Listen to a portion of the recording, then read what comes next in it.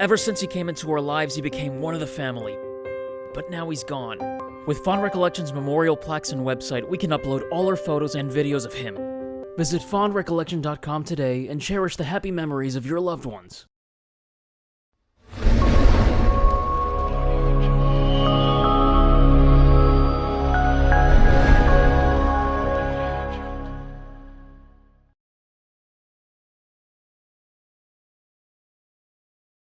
Chapter 19.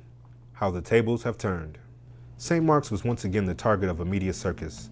CEO Eric Rivera and Security Director Robert Samuels rushed to the hospital as soon as they heard the news about the death of a burn patient and the circumstances surrounding it.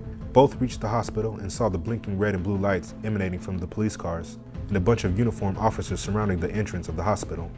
"Let us through," Eric Rivera said authoritatively. As he pushed his way through the horde to make his way inside, Robert Samuels held the onlookers at bay as Eric passed. As they went inside, both were worried as each saw reporters pressed up against the glass of the hospital's main lobby. Police officers were also standing all around the area with different hospital staff in tow, questioning them about the incident. Eric and Robert decided to wait for the police to finish their questioning of the BICU nurses before they launched their own internal investigation.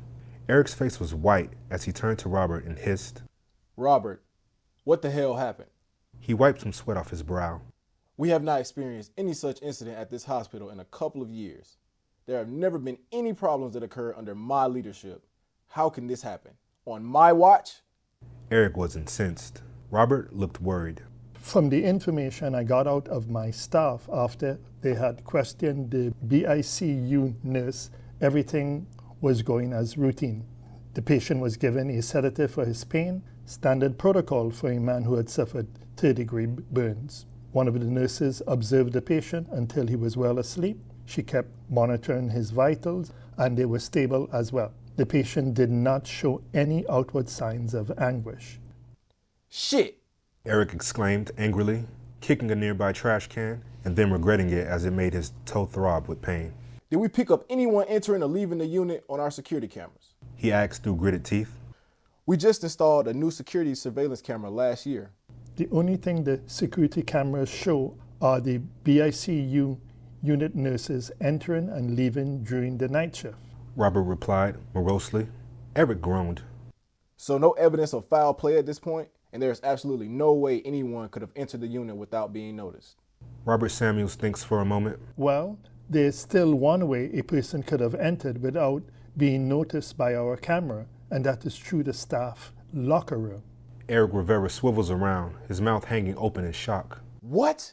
Eric burst out saying, surprised. "I thought our upgraded surveillance system did not have any blind spots at all. I specifically told the board of directors that our new security surveillance system would eliminate any such blind spots. How do you think we got the funding for that project?" Eric, remember HIPAA and patient privacy policy. Chided Robert gently. We were informed by Human Resources Department to not install cameras in certain locations. If we do, the hospital would be in direct violation of those HIPAA policies. Plus, the nurses union was threatening the HR department with a lawsuit if there was any direct invasion of privacy of its members. If we install surveillance cameras in the locker room and restroom, there may be a riot in the hospital, and justifiably so. Robert Samuels explained. Eric Rivera snorted. "I'm not sure why they are so bothered. Nobody wants to invade anyone's privacy. However, we must comply." Eric said snidely. Yes, we have to comply. Robert reminded him. We don't want any problem with the union at the end of the day. Eric slams his hand on the desk. "Damn it! You were right about that. I will get Ruben Rose to contact the patient's family immediately so that we can obtain permission to do an autopsy as soon as possible. I am sure they will have a lot of questions. We need to assure them of the necessity of the process. This is the only way we can determine the cause of their loved one's passing. Our chief nursing officer also needs to get the medical coroner here within the hour. We must be the very first to know what caused the death of this patient." Robert nodded. I completely agree. However, one of the nurses said the patient showed symptoms of poisoning. The patient's heart rate had dropped dangerously low, and he was bleeding from his eyes. He suffered cardiac arrest. Eric Rivera rubbed his eyes, looking wary. "Let's just keep the information to ourselves for now." Eric said quietly, The last thing we need is the board of directors to get seriously involved in this investigation. Robert Samuels consented. Let's make a pact that this information stays between us. Both men shook hands, promising to keep the newly discovered and explosive information of the possible poisoning of the patient confidential for the moment. Several hours later, Eric Rivera was in his office, which he had redecorated to his taste. He removed all traces of Nicole Snipes from his office. Eric looked around at the tastefully decorated office and sighed. He didn't want to lose it all just as quickly as he had gained it.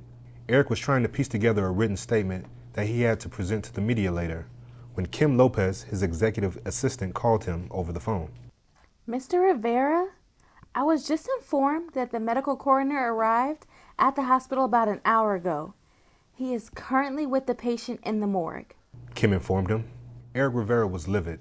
What the fuck? He raged. I explicitly told the executive team to inform me the instant he arrived at the hospital. God, I am surrounded by a team of imbeciles. Total incompetence, all of them. Eric said furiously. I'm headed off to the morgue now, he said, slamming down the receiver of the phone and started walking out of the room in anger. Eric's office phone rang again. He stopped mid-step. Sorry for disturbing you again, sir, but do not leave just yet. There is a call for you on line 1. Kim informed. Eric wanted to yell in frustration. Whoever it is, they can wait. He growled into the phone. I need to know the patient's cause of death right now. The entire damn media is outside in the front lobby and they want answers. They are like bloodhounds sniffing for the slightest whiff of blood. Eric said, frustrated. Kim sighed. Mr. Rivera? I cannot tell them to wait. It is the board of directors.